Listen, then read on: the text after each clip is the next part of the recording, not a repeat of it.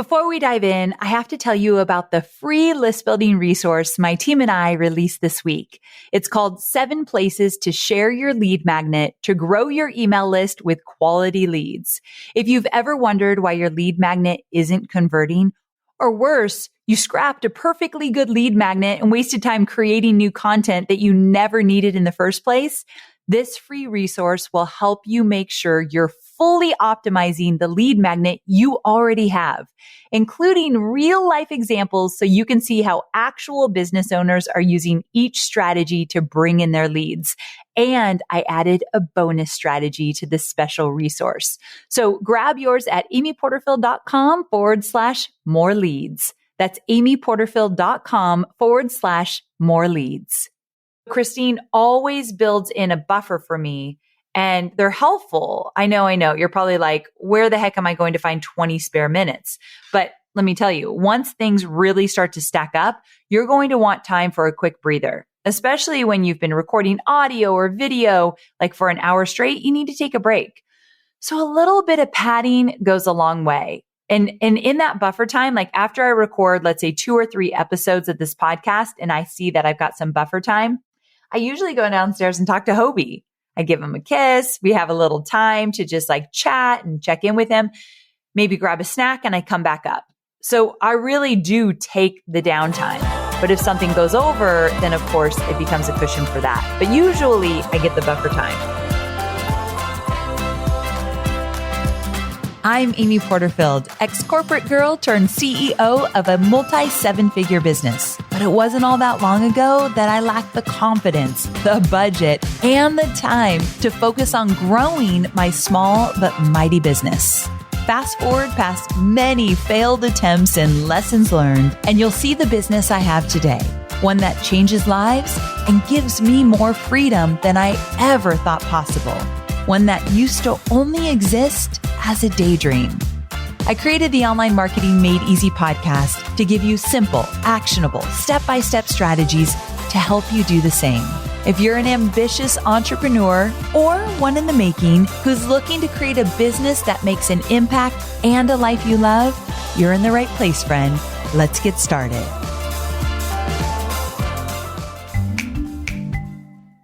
Work at Life, hosted by Sonia Lucina and Maddie Grant, is a new podcast to my weekly roundup, and I can't recommend it enough.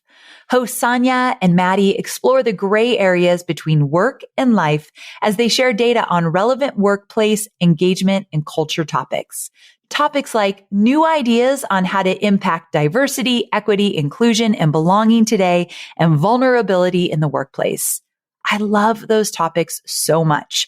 So be sure to download Work at Life wherever you get your podcasts. Hey there. Welcome back to Online Marketing Made Easy. I hope you are having an amazing day.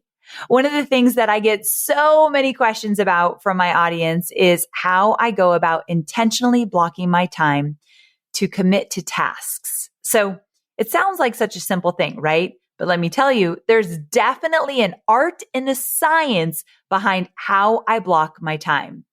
And it's taken me a few years to really nail down, but I'm happy to report that I have a very specific formula for time blocking that helps me be very productive and stay on track. Now, when I say time blocking, I mean if I need to record a podcast, if I need to write some content for a PDF, if I need to review a marketing strategy, all of that is different tasks that I time block. So it's just everything I do in the day. So since this is a hot topic, I thought I would record a really quick shorty episode for you and share how I set myself up to be productive and successful when I time block. Okay, so first let's talk about why time blocking is important. For me, time blocking is crucial to my business because it helps me get really clear about the action items I'm going to be doing that day. I wake up knowing exactly what my outcomes are and what to expect. It also helps me to cruise through tasks without context switching. And especially now, since we work a 4-day work week, minimal context switching is more important than ever. So that's why I do it in the first place. Now, it all starts through my Google Calendar and my project management tool, Asana, A-S-A-N-A. So if you've been listening for a while, you know that Asana has helped my team and I immensely. I'm an ultimate fan. I wish they had an affiliate program. They don't. And listen, Asana is a great tool to keep on track, even if you don't have a big team, meaning you can use it as a one woman or a one man show. I think it's a great idea. And even when I just had a few people on the team, we were using it. Now with 20 plus employees, everyone uses it. So each week or month, my executive assistant, Christine, and I know there are certain tasks coming my way that can be done in chunks of time. So we plan these chunks of time out in advance, even if I don't have the specifics of the task just yet. Like, for example, my podcast manager will always have me recording podcast episodes about every 6 weeks.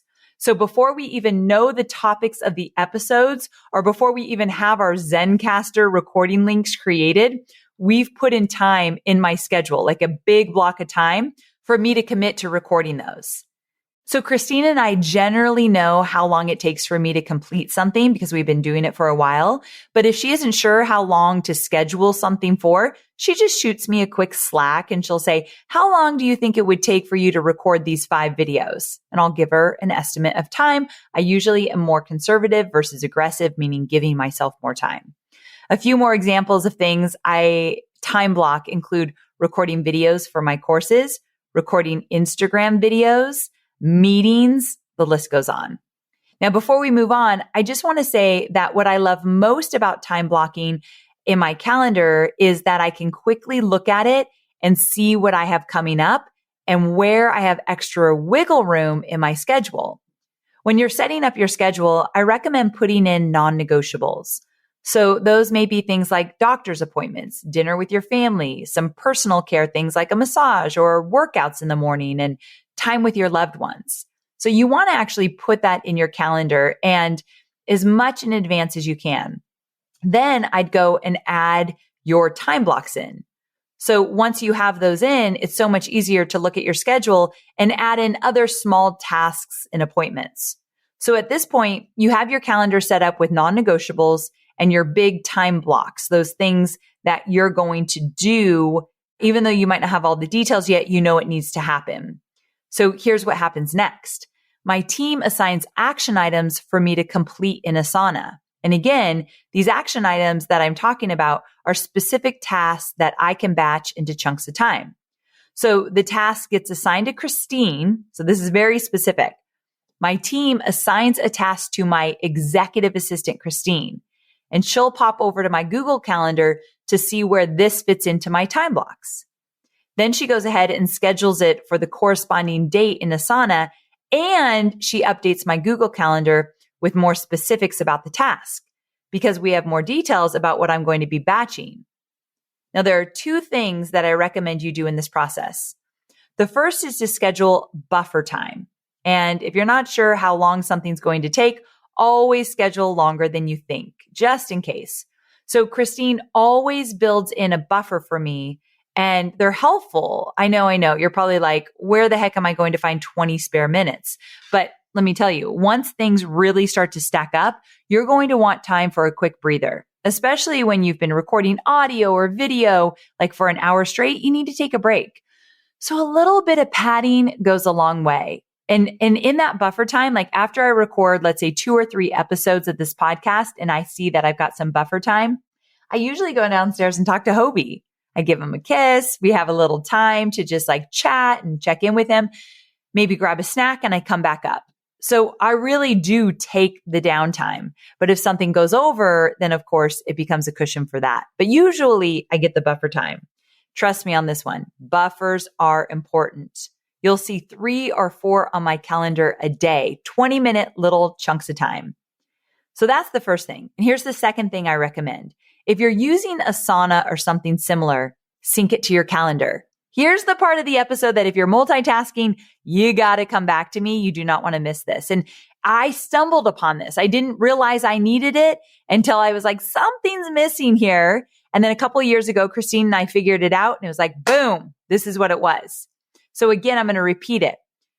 Asana or your project management tool, let's say you wake up on a Monday morning and you have 10 tasks in Asana that are due that day. Christine, she's already taken those tasks and she's actually put them into my Google Calendar in terms of how much time we think things are going to take. So I know in what order I'm doing things, but more importantly, I know that everything in Asana has been given a time chunk on my calendar, so it's doable for the most part. I don't always knock everything out. Sometimes I just lose time and I can't get it done. But if there's a task in Asana for today, let's say record this exact episode, you can bet that there's a time slot on my calendar to record this episode. So my calendar matches my Asana tasks. And if you're a one man or a one woman show, you can still do this, whether it be on Sunday night for the whole week or the night before for the next day. And what's cool is that I'll go over to my calendar, and this is a little extra. You don't have to do this, but I have an executive assistant to help me. I'll go to my calendar and let's say there is a task to review a script that was written for a video. If it says review DCA script, that's what it will say on my calendar. If I click on it in the calendar, it will actually link to the Asana task. So then I just go to the Asana task. There's all the details I need. And, once I review it, where to put my notes and all of that. So my calendar, individual tasks are on there and they link to my Asana. Now, you might think this is overkill. It is incredibly valuable. It changed everything for me in terms of how I manage my day. I highly recommend it. All right. So that's what I do to actually block out time on my calendar. But I also use my full focus planner to help me get the most use of my time blocks. So if you know me, then you know I love, love, love my full focus planner. And the way I use the full focus planner is to identify my top 3 priorities for the day. So the night before, I take a look at my calendar and I look at anything in Asana if I need some more information. And then I decide, okay, there might be 10 things I need to do tomorrow, but what are my top 3 priorities? Come rain or shine, these 3 things are getting done. And the full focus planner prompts you to do this. So I'm always deciding the night before. And what this does is it helps me prioritize. If I lose time, if things are getting kind of crazy and I'm like, oh my gosh, these are going over, or I had an unexpected phone call I needed to take. Someone on the team was struggling and I needed to get on a phone call. It happens a lot. Then I know, okay, I'm not going to get this done and I'm not going to get that done, but I am going to get these 3 things done no matter what. And for the most part, it's pretty foolproof. Of course, I'm human and there are times that I get totally off track. And here's what I do when I get off track. I actually reach out to Christine via Slack or in an Asana task, depending on what I'm working on. And I'll say, okay, I was able to get this, this, and this done, but I did not get these 3 things done. Can you please find a new time in the coming week or weeks that I can do them instead? I didn't always do that. And then I try to figure it out the next day and I'd have like 3 tasks that were overdue that I didn't get done. I tried to fit them in the next day and I thought, no. Let's have the pro, my executive assistant, she's like a calendar queen. Let's have her figure it out. So I will let her know what I did not get done. And the easiest way to do that is if you didn't complete an Asana task, I assign it back to her with a note that I didn't get to this. Can you help me find a new time to put it in my calendar?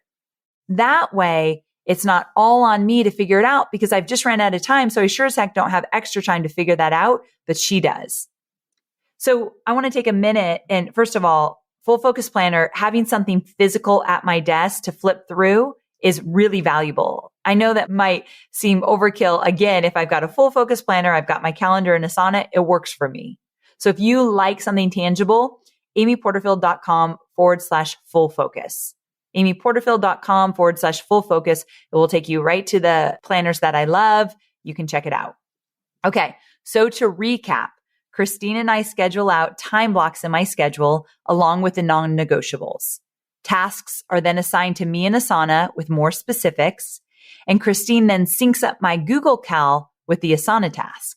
I then take a look at my schedule for the next day. So the night before, when I'm doing a shutdown, shutting down the day, I'll look at the next day before I go to bed and I write down my 3 priorities in my full focus planner for the next day. Then I check things off as I complete them.